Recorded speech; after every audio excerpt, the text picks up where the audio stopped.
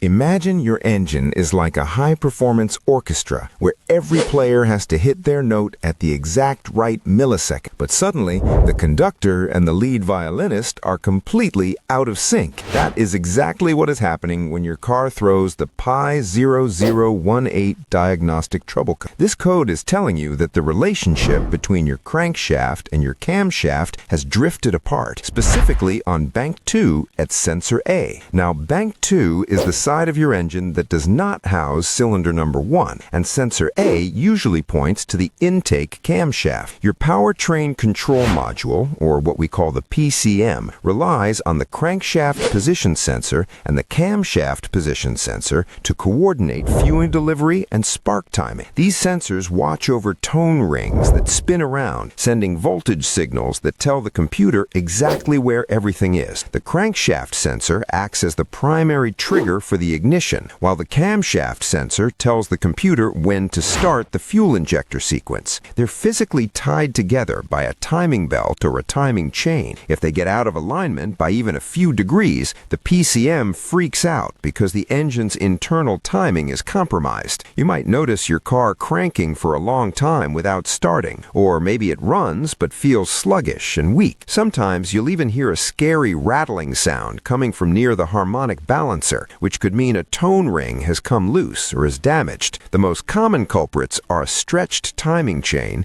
or a timing belt that has skipped a tooth because the tensioner failed. You should also check if the crankshaft balancer bolt has loosened up or if the camshaft actuator is stuck. If you have a scope, you can actually see the electrical patterns to find out if a sensor is lying to you or if the mechanical timing is truly off. It's a serious issue that needs your attention before a small timing slip turns into a major engine failure.